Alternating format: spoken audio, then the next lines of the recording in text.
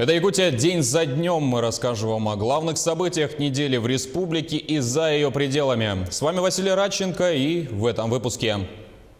Спасательная операция, за которой следила вся Россия. Пилота, разбившегося в Момских горах вертолета, эвакуировали 4 суток. Как удалось выжить Александру Новосельцеву и о ходе спасательной операции спецрепортаж нашего телеканала. Якутяне все лето били тревогу из-за загрязнения рек республики. И вот вновь мутная вода в реке Эльконка. Ситуацию призван исправить новый указ главы региона об экологическом благополучии. И снова голодовка. Пожарные микрорайона Кангаласы вновь объявили акцию протеста. Какие причины заставили снова привлечь к себе внимание таким радикальным методом? Линчане жалуются, что устали терпеть постоянное отключение электроэнергии. Всему виной затянувшиеся работы по замене опоры и линии электросетевого хозяйства. Реконструкцию должны были завершить еще в середине сентября, но работы ведут и по сей день. Ученые знания и жизненный опыт, которые передаются из поколения в поколение. Как в России, так и в республике, на этой неделе чествовали преподавателей и пожилых людей.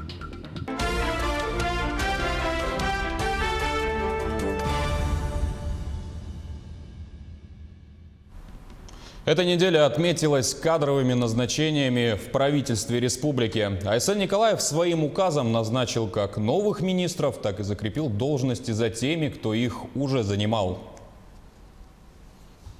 Итак, министром промышленности и геологии назначен Максим Терещенко. Он занимал эту должность еще с марта текущего года и, можно сказать, что просто подтвердил свое право продолжить работу в этом направлении. Анатолий Семенов, как и предполагалось ранее, сменил статус исполняющего обязанности на уже действующего министра инновационного цифрового развития и инфокоммуникационных технологий. Такая же ситуация и с Александром Тарасовым, который назначен министром транспорта и дорожного хозяйства региона. До того, как он стал исполняющим обязанности, 4 года проработал генеральным директором компании «Полярные авиалинии». Действительно новым лицом в правительстве стал Дмитрий Садовников, возглавивший Министерство ЖКХ и энергетики. Ранее же в течение 6 лет он работал в этом направлении на должности первого заместителя главы Якутска по вопросам городского хозяйства. Елена Волкова сменила своего предшественника Александра Михеева на должности министра труда и социального развития. До этого с середины 2017 года занимала должность его первого заместителя. А бывший глава Чурапчинского наслега Степан Саргыдаев назначен министром по делам молодежи и социальным коммуникациям. Ранее этот пост занимал Иван Луцкан. За обеспечение безопасности жизнедеятельности населения Якутии теперь отвечает Дмитрий Левчиков, занявший должность председателя одноименного комитета. С 2015 года, к слову, он был заместителем прежнего его председателя Юрия Зайцева.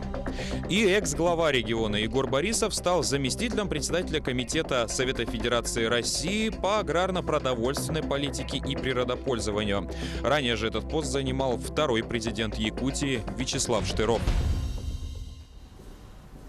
Идти в направлении развития Арктики призвал вице-премьер России, полпред президента на Дальнем Востоке Юрий Трутнев. В Москве он встретился с представителями нашего региона. Трутнев считает, что необходимо проанализировать эффективность освоения арктического шельфа. Предполагаемые запасы углеводородов там оценивают в 100 миллиардов тонн нефтяного эквивалента. И, по оценкам экспертов, добыча нефти к 2030 году возрастет в 3,6 раза, то есть до 2,2 миллиона баррелей в сутки. Поставлена задача президентом Российской Федерации обеспечить объем перевозок по Северному морскому пути к 2024 году 80 миллионов тонн. Для того, чтобы выполнить эту задачу, необходимо знать, какое количество портов должно быть на протяженности Северного морского пути, как обеспечена безопасность судов, бункеровка, обслуживание, связь, спасение. На эти все вопросы я сегодня тоже, честно говоря, ответов конкретных не услышал. Мы поставим 2-недельный срок и будем добиваться того, чтобы каждое министерство в рамках своей компетенции точно определило, что надо сделать, в какие сроки. Будет обязательно реализована задача строительства судоремонтного судостроительного завода в Жатае. уже работа начнется со следующего года, практическая. Это позволит создавать суда и реконструировать действующие суда для работы на внутренних путях и на Северном морском пути. Сегодня определено также то, что приоритетной является реконструкция и модернизация морского порта Тикси, который станет базовым на восточном участке Северного морского пути и будет иметь большое значение как в области народно-хозяйственной, так и оборонной. Но важно организовать добычу таким образом, чтобы не навредить природе региона. Именно поэтому первый документ, который Айсен Николаев подписал, вступив в должность главы республики, это указ об экологическом благополучии. Якутяне не хотят повторения ситуаций, которые были этим летом на реках Вилюй и Рилях. И вот недавно Эльконка. До сих пор по ее быстрым потокам бежала чистая и прозрачная вода. Но все изменила одна ошибка промышленников. Компания «Нордголд» уже не в первый раз допускает загрязнение реки Эльконки в Алданском районе. После промывочных работ сотрудники не закрыли отстойники. Сточные воды полились в ручей Редерге, который впадает в Элькон. Теперь Минэкологии требует отозвать у компании лицензию. Превышение рыбохозяйственных нормативов, водохозяйственных нормативов превышает в разы. Вот такие предприятия, которые безответственно относятся к водным объектам, не должны проводить работу. 98 тысяч рублей. Таков административный штраф за первый инцидент. Он произошел в августе.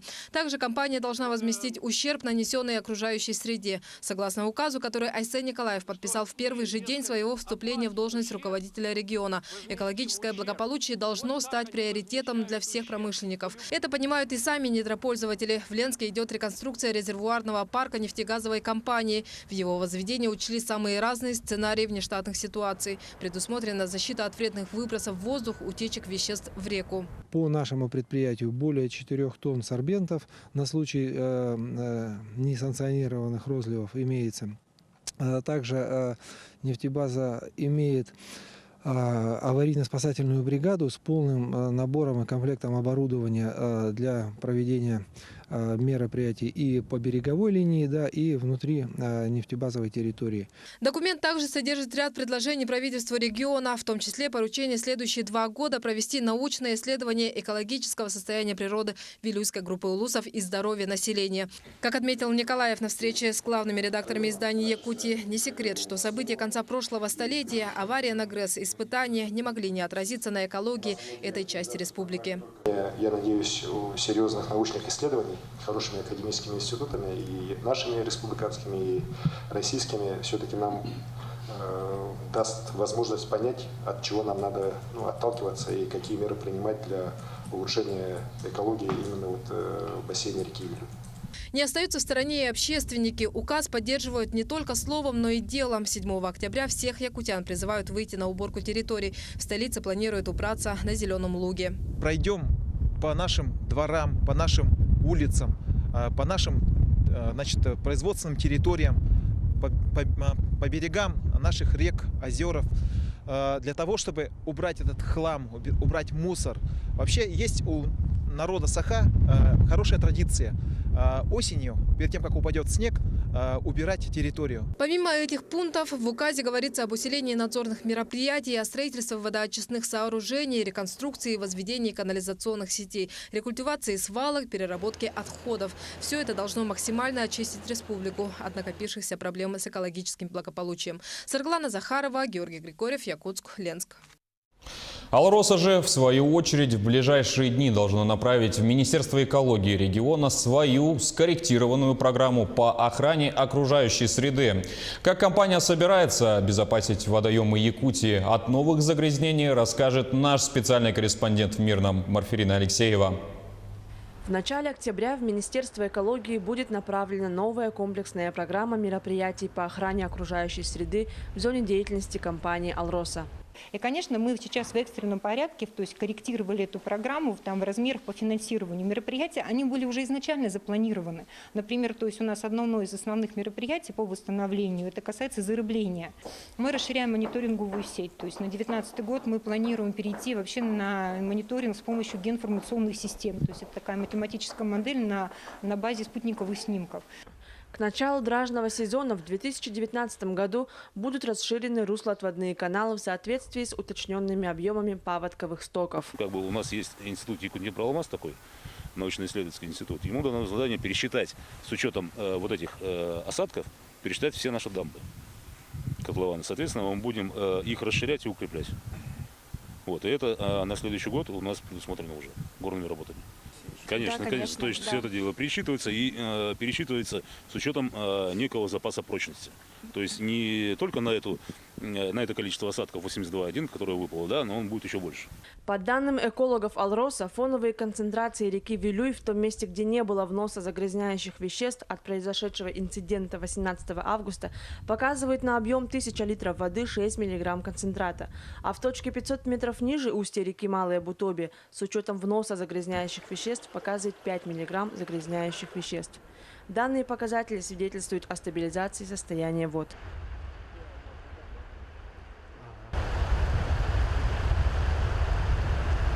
Дамбы Алроса, согласно постановлению о классификации гидротехнических сооружений, относятся к 4 классу, то есть гидротехническое сооружение низкой опасности. В отношении 4 класса не предусмотрено жестокого порядка надзора. Регистрации они не подлежат просто-напросто. За ними мы сами смотрим, сами просматриваем. У нас существует горный надзор, который ежедневно это все дело смотрит. За ними мониторинг идет. Где-то что-то появляется, земля, понятно же. Отсыпаем, выравниваем, укрепляем. То есть это происходит постоянно. Все дамбы Прииска и Релях восстановлены. В результате аномальных осадков в общем прорвало 4 дамбы. Дамбы номер 1, 2, 6 и 7. При укреплении и восстановлении дамб изначально была проведена ликвидация проранов, после чего прошло обследование дамб на наличие дренажа. Дамба номер 7 первой принимает на себя большую воду во время паводков, поэтому перед дамбой им была восстановлена водомерная рейка для мониторинга уровня воды в реке Релях, а также увеличена возможность водопропуска вокруг остальных дамб месторождения. Марфирина Алексеева, Артем Алексеев, Якутия день за днем. Сейчас короткий блок рекламы на Якутия-24. Вернемся буквально через пару минут. Не переключайтесь.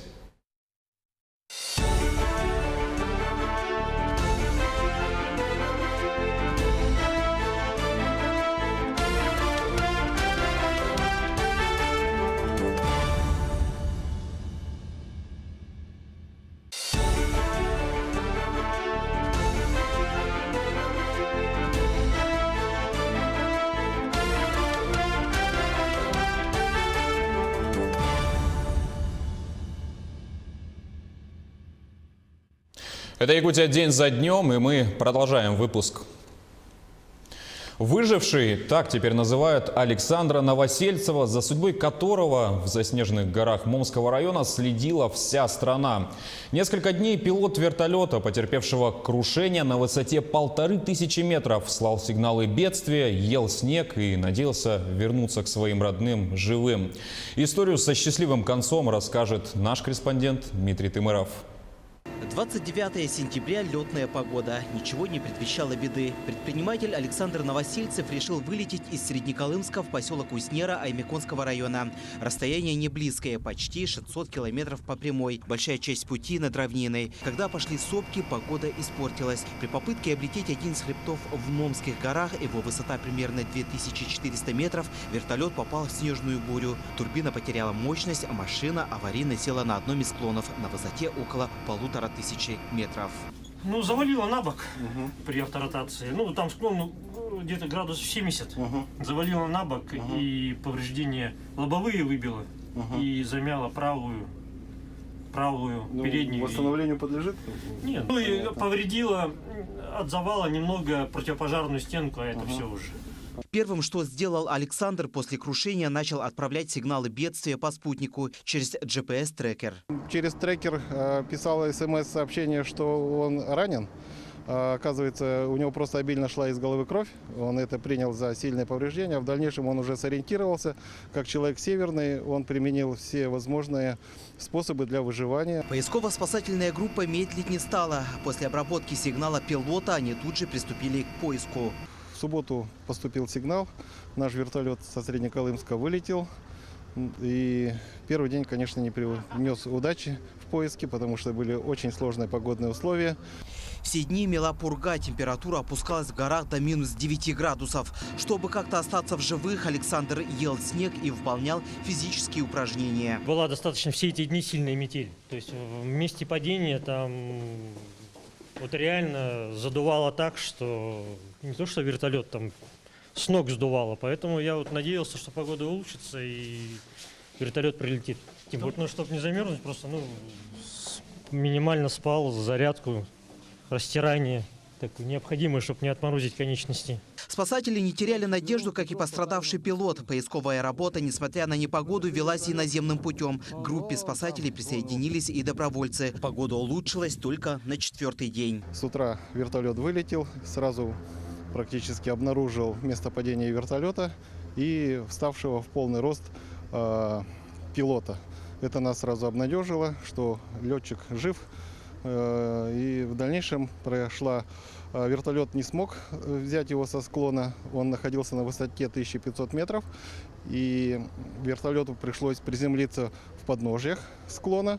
И спасательная бригада региональной поисково-спасательной базы, они поднялись вверх пешком и сняли нашего пострадавшего. Первое, что попросил Александр, увидев спасателей, это был горячий чай. Как он отреагировал на ваше появление? Чай хотел очень сильно. Ничего, кроме чая? Нет. После посадки спасательного вертолета в аэропорту села Хану ему дали возможность созвониться со своими родными. Первые, кому дали дозвониться, это была супруга. За него переживал, позвонишь, все нормально. Ага, сейчас вот он. Потому что батарейка села. Ага, ну вот, еще расскажите Жене привет. Привет. Ага, ну все. Как сообщила жена Александра Елена, услышав голос мужа, она прослезилась. Они с сыном до конца были уверены, что глава семейства жив и здоров. То, что произошло, чудо. И потом я скажу то, что я чувствовала то, что он жив всю дорогу. Те дни, которые это происходили, у меня не было ощущения именно смерти. Да, ситуация была страшная. И то, что люди поддерживали. И, видимо, вот эта сила, то, что нас было много, какую-то роль сыграла. Далее его сразу доставили в Момскую центральную районную больницу, где его осмотрели врачи. Наша больница, конечно, готова была оказать экстренную помощь пилоту, но, к нашему счастью, он прилетел в нормальном, стабильном состоянии. И наши доктора же сразу же в аэропорту начали осмотр пилота. Измерили давление, там сердце, все в норме было. И ни малейшего отморожения тоже не было. И уже вечером пилот был доставлен в город Якутск. С трапа аэропорта Якутска он был доставлен в республиканскую больницу номер 2. У него сейчас состояние стабильное, ничего его жизни не угрожает, да? Поэтому он будет сейчас находиться на обследовании на уровне приемного отделения. После этого инцидента у Александра поменялось отношение к жизни. В Бога больше верить стал, конечно. Конечно, я молился и просил, чтобы погода, и Бога просил, и духов земли. Сейчас жизни Александра ничего не угрожает. Вертолет, правда, восстановлению не подлежит, но герой вычеркивать себя из авиации не собирается. Планирует продолжить полеты. Как отметил Александр, в такой ситуации он ранее уже попадался. В жизни я не в первый раз, на самом деле, попадаю в такую ситуацию. Скажите, какая это первая ситуация? На Зимнике я же немножко и водитель, то есть был момент, когда также около 5 суток мы простояли под Сосыром, попали в метель и заглох двигатель. Ребята-дальнобойщики также спасли. Как стало известно в СМИ, вертолет «Робинсон», совершивший аварийную посадку в горах Момы, принадлежит Воронежскому вертолетному клубу «Солнечный». Как пишут интернет-издания, вертолет с апреля этого года находится в аренде у Александра Новосельцева. Он арендовал вертолет для личного пользования, никаких испытаний пилот не проводил. Сейчас по данному факту Межгосударственный авиационный комитет сформировал комиссию по расследованию этого происшествия. Дмитрий Тымыров, Лана Ильина, Владимир Павлов, Якутия. День за днем. Горы и плохая видимость. В таких условиях вертолету МЧС пришлось преодолевать свой путь. И без преувеличения спасатели рисковали своей жизнью ради эвакуации Новосельцева. О том, как проходила операция, нам рассказал один из героев того дня. Сложность заключалась в том, что погодные условия мешали нам изначально вылететь. Координаты были известны. Обнаружил вертолет командир нашего воздушного судна, экипаж. Мы подсели на небольшую возвышенность, как бы касанием, выпрыгнули из вертолета со своим имуществом и шли к нему уже непосредственно. А с момента вылета вертолета сколько времени понадобилось, чтобы добраться до него? До него чуть больше часа. Чуть больше часа долететь. Угу. Со всеми подсадками, со всеми поисками. Конечно, время побольше было потрачено. А в связи с тем, что там гористая местность, как вам удалось посадить вертолет? Мы не садили вертолет. Вертолет постоянно подвисал или касанием. Он касался на холме колесом, и мы высаживались, и также обратно запрыгивали. Затащили туда пострадавшего на носилках и сами в вертолет сели. Запрыгнули. А сколько человек было в группе спасения? Отряд спасателей из Среднеколымска, по-моему, их человек 6 было, что ли. У нас было 5 человек, экипаж 3 человека. А был ли какой-то предварительный план спасения или вы действовали уже по мере, так скажем, ситуации? Изначально мы, когда ждали вылета все время, и мы каждую ситуацию, каждый вариант прокручивали в голове, обсуждали с ребятами. Мы думали, плохое случилось уже. А благодаря чему этот случай закончился, так скажем, благополучно? Благодаря всему, это совокупность всего. Мне кажется, это благодаря экипажу вертолета нашего. А действиям самого Новосельцева? Как их можно охарактеризовать?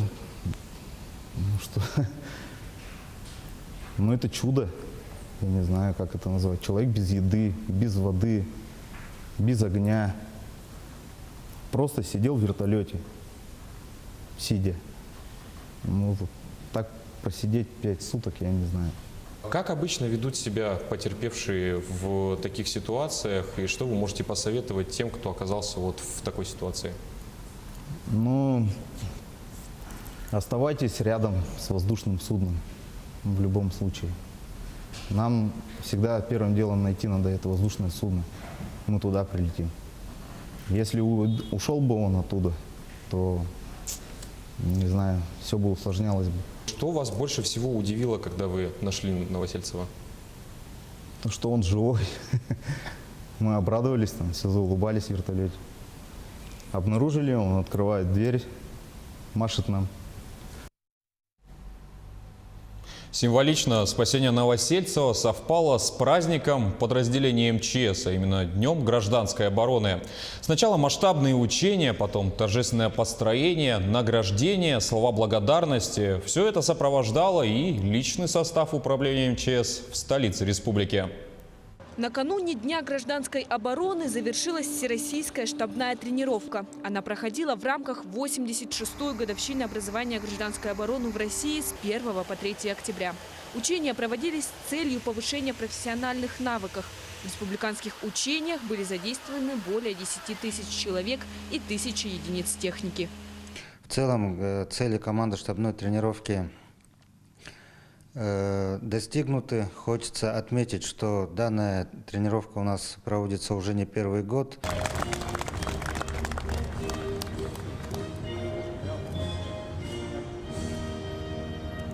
Гражданская оборона была создана 4 октября 1932 года. Ее зарождение связано прежде всего с защитой населения. Мы сегодня пригласили наших ветеранов, наших гостей, службы гражданской обороны.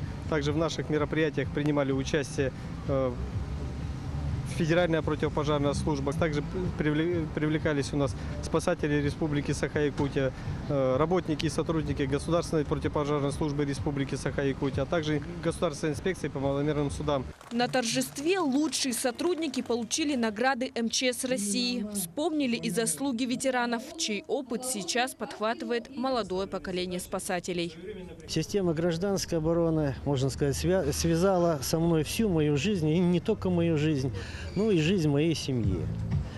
Более 30 лет я прослужил в системе гражданской обороны. И сейчас приятно смотреть на этих ребят, на эту технику, которой они обеспечены. Приятно нам, ветеранам, как они выполняют свои задачи. Автолестница, коленчато-телескопический подъемник и пожарно-спасательный автомобиль, а также автомобиль поисково-спасательных работ службы спасения Республики Саха-Якутия. Одна из важнейших задач МЧС – это повысить уровень подготовки населения к действиям в чрезвычайных ситуациях. Кристина Якупова, Владимир Павлов, Якутск. Сейчас короткий блок рекламы на телеканале «Якутия-24», после чего продолжим разговор о главных событиях недели.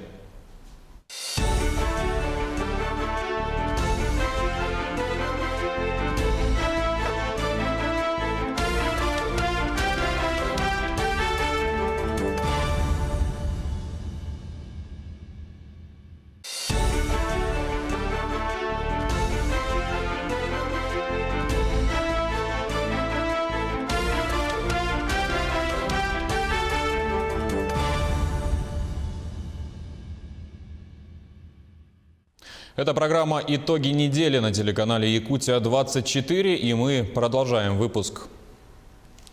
Череда пожаров в Нерюнгринском районе продолжается. На этой неделе горели сразу несколько деревянных домов. Во вторник бригада выехала на пожар расселенного и практически снесенного дома по улице Строителей в городе Нерюнгре. Через 2 дня загорается стоящий рядом тоже расселенный дом. Предположительно, виной всему то, что их строили на основе металлического каркаса, а это лакомый кусок для любителей наживы. Цветное и черное, так сказать, золото может доходить до веса в 200 тонн. А так как дома уже расселенные и не имеют баланса, то уголовная ответственность поджигателям не грозит. Между этим происшествием в поселке Серебряный Бор ночью горит уже жилое строение. Жертв удалось избежать только благодаря бдительному соседу. Тогда эвакуировали 8 человек. В 2 из этих случаев огонь перекинулся на жилые новостройки. И вот накануне очередной пожар. После такой череды событий в случайности верится довольно слабо. И как власти администрации, так и сами нерюнгринцы уверены, это умышленные поджоги. О дальнейших действиях местных властей нам рассказал глава поселка Серебряный Бор Станислав Бутуев. У нас осталось нерасселенных домов 64, но в этих домах живут по 2, по 3, но остается, значит, от 5 семей больше.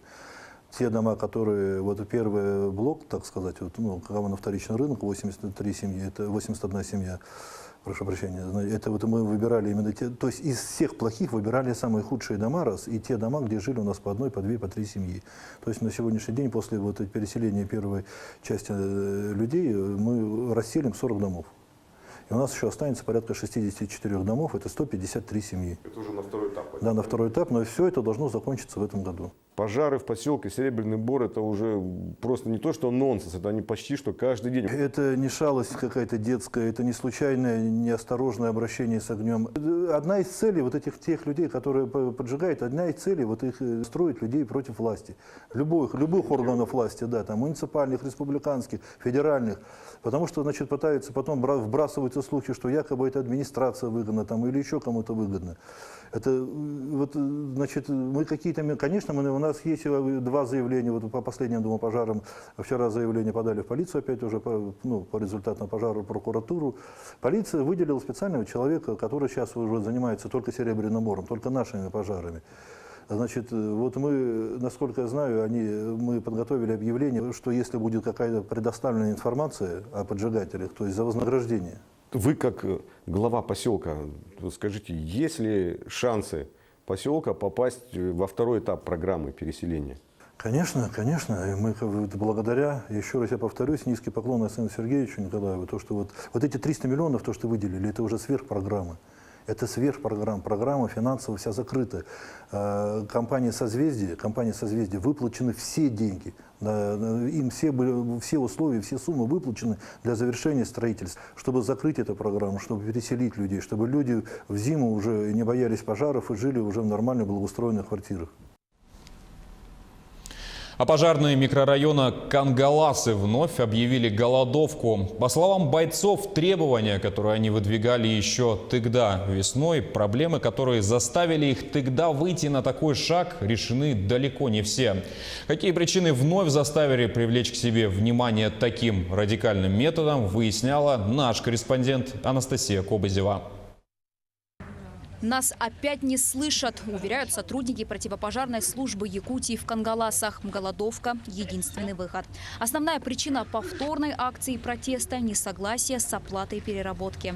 Идет оплата у нас за переработку, не по фактически отработанному времени, а идет оплата за переработку. По переработке получается так, что за квартал, у нас идет она поквартально, за квартал получается, у меня переработка 8 часов, и оплату я получил за 80 часов 4600 рублей. То есть это практически полмесяца отработать за 4600 рублей, это считаем несерьезно и неприемлемо. По закону первые 2 часа переработки должны оплачиваться в полуторном размере, остальные – в двойном. По факту кангаласским пожарным платят меньше. Выходит, сейчас они получают столько же, сколько получали бы, не перерабатывая. Работодатель, в принципе, согласен о том, что в соответствии с законом эта работа должна так оплачиваться. Но работодатель не согласен с тем, что нужно изменить систему этого расчета переработки. Найти точки соприкосновения действительно сложно. На все изменения нужны, по подсчетам, представленным в прокуратуру, колоссальные средства – более 500 миллионов рублей. Впрочем, окончательный расчет переработки будет проверять трудовая инспекция. Пока исход не ясен. Трудовая инспекция по итогам этой проверки внесет какие-то свои предложения. Потому что они более опытны в этом вопросе, они знают разные системы расчета. А это первая акция протеста. Пожарные жалуются на обмундирование. Рваные сапоги, каска 1 на 2. В итоге новую спецодежду пожарные получили, но радовались недолго. Это просто кусок пластмассы. Не дай бог что-то во время тушения пожара будет какое-то обрушение или еще что-то. Либо получится инвалидность, либо получится хорошее сотрясение головного мозга. По ГОСТу вот этот сапог, температурный режим у него, по-моему, до минус 15.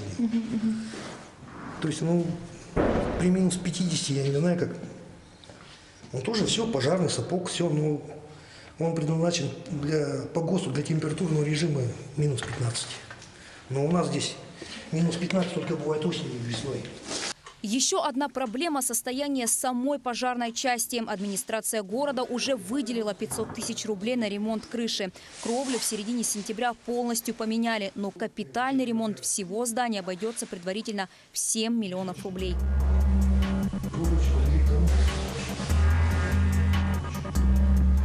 Пока озвучивают 2 варианта развития событий. Первый – увеличивать караулы. Это позволит сократить переработку у пожарных, но опять же на это нужно дополнительное финансирование.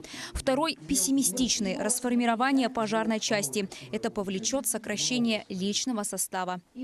Мы должны находить, еще раз говорю, решения, средства на поддержание основополагающей нашей безопасности органа, такого как пожарная безопасность. Это очень важно. Тем более там сейчас находится рядом Капитоновка, там находятся люди очень престарелые, очень плохого здоровья, многие не ходят. Этих людей надо защищать, и Кангаласы поселок и так далее. Все мы понимаем, что это нужно. Точка в этой истории еще не поставлена. Ясно одно – проблему необходимо решать как можно скорее. Анастасия Кобызева, Евгений Новгородов, Якутия. День за днем. В Ленске жители жалуются, что устали терпеть постоянные отключения электроэнергии. А всему виной затянувшиеся работы по замене опор и линий электросетевого хозяйства. Реконструкцию должны были завершить еще в середине прошлого месяца, сентября, но работы продолжаются и по сей день. В чем причина отставания от графика, узнавала наш корреспондент в Ленске Анна Кожевникова. Назад в прошлое или на благо светлому будущему. Жители Ленска, да и в целом Ленского района не знают, радоваться им или огорчаться масштабной реконструкции линий электропередач. Если в теплый период года с такими временными неудобствами, как отключение электроэнергии, ленчане мирились, скрипя сердце, но все-таки без ярко выраженного недовольства, то осенью терпению горожан пришел конец. Жалобы стали все чаще и настойчивее. Много очень поступает жалоб от населения. Конечно, не всех это радует. Период отключения времени достаточно большой и по временному графику, то есть часах, и по дневным, протяженности времени. То есть это может быть и один день, а может быть сразу и 1, 2 и 3 дня. Руководство Ленского энергорайона все понимает, но разводит руками. Другой возможности произвести ремонтные работы и заменить опоры у них нет. И ведь такие меры на благо населения. Покосившиеся столбы вдоль улиц Ленска не просто портят вид, но и наносят урон. При сильных порывах ветра они падают, создавая форс-мажоры на улицах и аварийное отключение света. Именно для того, чтобы исправить сложившуюся ситуацию, в этом году было выделено около 50 миллионов рублей. В этом году выделено денежные средства на замену высоковольтных опор по городу с применением железобетонных свай и самоизолированным проводом. Это порядка на 212 опор. Также другая подрядная организация у нас занимается воздушными линиями 0,4 киловольта. В этом году у нас будет охвачено чанчик 100%. Там будет произведена замена 90 опор. И также замена голого провода на самонесущий, изолированный. Приступили к замене линий электропередач и в сельской местности, Дорожном, Батамае и Биченче. Уже заменили свыше 120 опор высоковольтных линий. Новые конструкции с железобетонными приставками гарантируют более долгий срок службы – около 30 лет, тогда как прежние были рассчитаны на 12-15 лет. Буровые работы закончены. Сегодня реконструкция выполнена на 60%. И с оставшимися объемами планируется справиться до 15 октября. Хотя изначально были заявлены более короткие сроки. В сентябре месяце, опять же, нам не позволило производить отключение. Это у нас ЕГЭ в школах. Запрещено отключение. Ну и также мы не можем отключать на длительное время потребителя, так как на данных линиях подключены социально важные объекты. У жителей же свое мнение на этот счет. Роману Мырееву в этот день пришлось уйти с работы пораньше, чтобы забрать ребенка из детского сада из-за планового отключения электроэнергии. Сейчас вот буквально пришлось отпрашиваться с работы, чтобы ребенка забрать. В садике сказали забрать из-за отключения. Ну, понятно, что работы должны вестись. Электрохозяйство городское в плачевном состоянии находилось. Сейчас за него взялись, это хорошо. Но хотелось бы, чтобы более организованно это делали. То есть с утра практически не начинается работа. Все время после обеда и вечером, когда люди уже готовят кушать. Нелегко приходится и жителям частного сектора. Сейчас многие отказываются от печного отопления и переходят на электрокотлы. А при температуре на улице ниже нуля дома тоже становится прохладно. Летом меньше неудобств доставляло. А вот теперь похолодало, и в частном секторе уже не очень удобно. Ну, пока печка есть, а вот у соседей, например, электрообогрев, они замерзают. Не постирать, не посмотреть телевизор и не позвонить родным. Зато есть время вернуться к давно забытым увлечениям, почитать книги, пообщаться с близкими воочию, а не по телефону, или устроить ужин при свечах. Отсутствие электроэнергии дает возможность каждому проявить фантазию в выборе досуга темными осенними вечерами. Анна Кожевникова, Виталий Андреев, Ленск. Сейчас мы снова прервемся на короткую рекламу. Встретимся через пару минут на Якутия-24.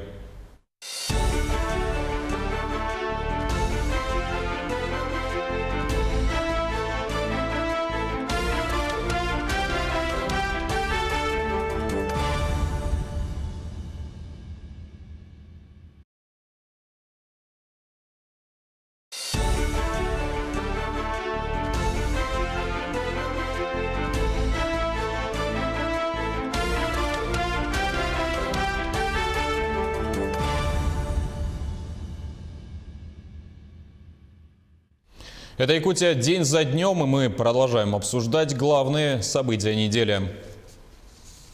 Накануне в России с профессиональным праздником поздравили педагогов. В Якутске празднование началось с возложения цветов к памятнику народного учителя Михаила Алексеева. Позже педагогов чествовали в Доме правительства. Событие стало хорошим поводом обсудить насущие проблемы в этой сфере и определить дальнейшие планы. Ряд задач, стоящих сейчас в этой отрасли – ликвидация второй смены в школах, перевод образовательных учреждений на региональный уровень, разработка дорожной карты по обеспечению дошкольным образованием детей до 3 лет и другое. Кроме того, 2018 год объявлен в сфере образования годом науки. Большое внимание выделяют науке в школе. Проходят различные конференции, форумы для школьников. И это является тем свидетельством о том, что учителя и ученики в тандеме они могут достигнуть больших результатов, если они работают вместе, ученик и учитель. Научно-практические конференции, профессиональные конкурсы – все это дает учителю возможность развиваться, идти в ногу со временем. И все это для того, чтобы дать как можно больше ученику. Татьяна Андреева, учитель русского языка и литературы в 26-й школе, в этом году удостоилась звания «Учитель учителей». Учитель очень компетентный. Великолепный учитель. Я горжусь тем, что у нее ежегодно на ЕГЭ выпускники получают многие от 90 и больше баллов, а Катя Мельчинова получила 3 года тому назад 100 баллов. Ученики – главное звено в системе. Результат труда учителя – не только благодарный ученик, а его достижение. Татьяна Сергеевна очень хорошо объясняет, она очень добрая. Татьяна Сергеевна нас учит с 5 класса, она очень хороший, добрый учитель, очень доступно преподает свой предмет, то есть русский и литературу, очень активно участвует в жизни класса, ну и просто хороший преподаватель. Татьяна Сергеевна очень интересно их подает, там множество устных ответов, я не люблю письменные ответы, больше устные. Татьяна Сергеевна поддерживает и дает примеры, помогает. Татьяна Сергеевна преподает предмет уже 32 года. Профессию выбрала по примеру отца, учителя русского языка. Общение с детьми – самое интересное в моей работе, признается учитель учителей. Каждый год мы с нашими детьми растем. Вот берем вроде бы 5 классы, потом с этими детьми растем и выпускаем их. Конечно, бывает грустно, когда выпускаем. В этом году я выпустила 11 А класс. Это был очень сильный класс. Очень хорошо сдали ЕГЭ, меня не подвели, все поступили. Радуют меня своими успехами, пишут, сообщают свои новости. А в этом году дали мне 2 5 класса, тоже интересно с ними работать. Многие дети, глядя на своих учителей, мечтают стать педагогами. В День учителя в начале октября им предоставляется шанс попробовать себя в этой роли уже сегодня. В школе долгожданное мероприятие – День самоуправления. Мне кажется, учителем быть нелегко, потому что учитель один, а в классе детей, допустим, 30, да? Это, конечно же, в какой-то степени сложно, но и хорошо. Учитель не перестает быть им в глазах учеников никогда. И на работе, и дома, и в отпуске. Именно в школе происходит формирование личности. И учитель для ребенка зачастую является главным духовным ориентиром в жизни. Лана Ильина, Георгий Григорьев, Владимир Павлов. Якутия день за днем. Чуткое внимание и уважение к старшему поколению. В республике завершилась декада, посвященная Международному дню пожилых людей. Какие мероприятия прошли в столицах Центральной и Южной Якутии, расскажет наш корреспондент Анастасия Данилова. По традиции, в рамках декады в столице были запланированы различные мероприятия. Это льготное обслуживание в парикмахерских, дни открытых дверей в управлении социальной защиты, пенсионного фонда и в медицинских учреждениях. Сегодня в Якутске проживает более 38 тысяч человек, достигшие 60 лет. Из них свыше 28 тысяч являются ветеранами труда. Имеют право на санаторно-курортное лечение ветераны свыше 60 лет, не работающие. И ветераны тыла, мы им оплачиваем, им 100% оплачивается вот эта путевка, а ветераны труда оплачивают 20%, а 80% оплачиваем мы. они имеют право отдыхать в санаториях Абрал, Чебдик, Хоту, вот в пределах республики, да, а вот за пределами республики оплачивается только ветеранам тыла. Искренне благодарим и поклонимся вашему жизненному опыту, доблестному труду и неиссякаемой доброте и щедрости. Такие слова были озвучены на открытии республиканской декады ко Дню пожилых людей.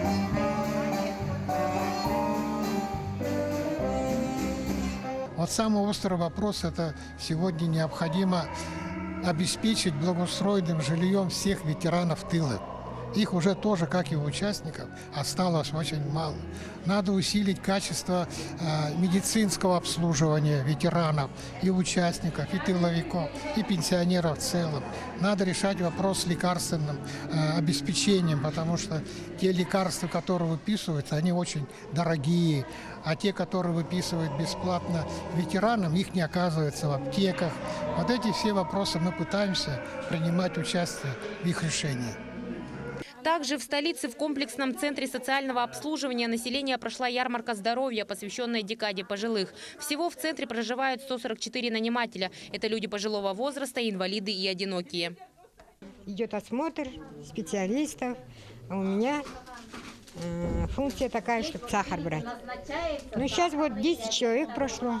Подобные ярмарки в формате медосмотра проходят 3 раза в год. Их осматривают врачи из Якутской городской клинической больницы: гастроэнтеролог, эндокринолог, офтальмолог, терапевт, кардиолог и дерматовенеролог.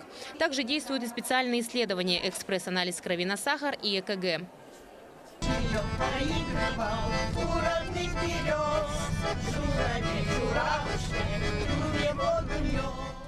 А в Нерюнгри в Чульманский дом-интернат для престарелых и инвалидов приехал хор ветеранов «Сердолик», чтобы поздравить постояльцев дома и порадовать своими музыкальными номерами. В совет пенсионеров города Улуса Нерюнгринского организовали вот этот наш клуб для досуга пожилого человека. И вот мы с тех пор ходим в этот клуб, поем, поздравляем с днем пожилого человека. И сами мы стараемся быть молодым. Коллектив существует уже 20 лет. За это время они успели полюбиться всем нерюнгринцам своей бодростью духа, звонкими голосами и веселым настроением. Для инвалидов и пенсионеров во время чаепития руководство дома организовало небольшой концерт с участием творческих коллективов района. Также поздравить постояльцев прибыли с Пенсионного фонда социальной защиты и администрации поселения. Были вручены памятные подарки, одним из которых оказалась полугодовая подписка на печатные издания.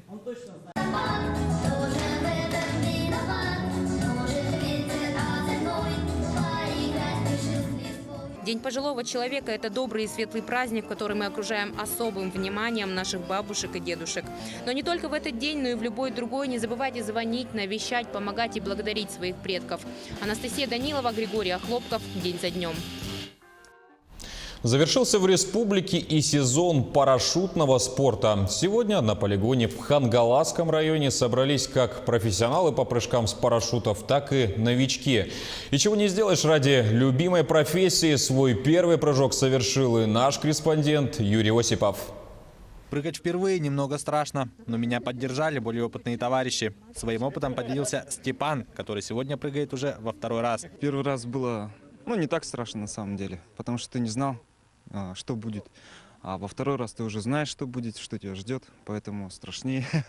Ну и сейчас в первый раз на самолете, а сейчас на вертолете хочу попробовать. По словам инструктора, большинство тех, кто испытал на себе это чувство, непременно стремятся вернуться. Переваривают это все за один день, да, за 2 дня после прыжка, потом изъявляют желание снова совершить прыжки. Однажды, посмотрев, так сказать, в небо, ощутив чувство полета, уже взгляд будет навечно устремлен туда, в небо. Но сам прыжок – это лишь малая часть. Перед ним необходимо пройти подготовку, довести свои действия в воздухе до автоматизма. Громче считаем. Прыжок. 221, 222, 223, 224.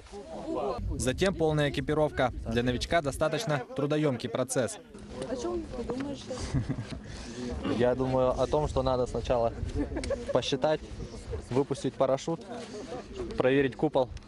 Вот, собственно, полностью собранный парашют. Мы уже готовимся к вылету и к самому прыжку. Полностью экипировавшись и удостоверившись, что все как надо, посадка в вертолет.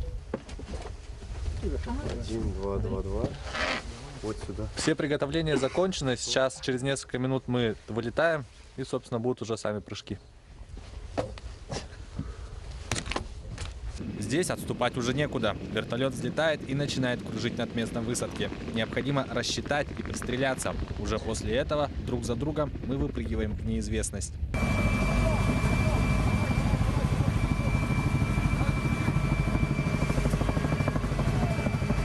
В первое мгновение ты теряешься, но сразу же вспоминаешь отработанные действия и начинаешь планомерно их выполнять. Как только над головой раскрывается купол парашюта, все становится намного спокойнее. Эмоции на самом деле переполняют. Ну, на лице, наверное, уже все написано. Куча адреналина. Это того стоит. Парашютный спорт в Якутии начал свою историю в 1994 году. С тех пор не теряет своей популярности. Сегодня в одном только Якутске более 40 спортсменов-парашютистов. Сделать парашютный прыжок – это пересилить себя, сделать, перебороть свой страх, показать себя, что можешь делать то, что практически трудно сделать. И после этого каждый, кто сделал первый прыжок, у него просто повышается уверенность в себе. Долгие часы подготовки и все ради 2 секунд свободного падения и пары минут в воздухе. Звучит так, как будто оно того не стоит, но эмоции во время прыжка компенсируют все с лихвой. Юрий Осипов, Федор Тарасов, Якутия. День за днем. И на этом наша программа подошла к концу. Мы продолжим следить за новостями и держать вас в курсе событий. Спасибо за внимание, всего вам доброго и оставайтесь с телеканалом Якутия 24.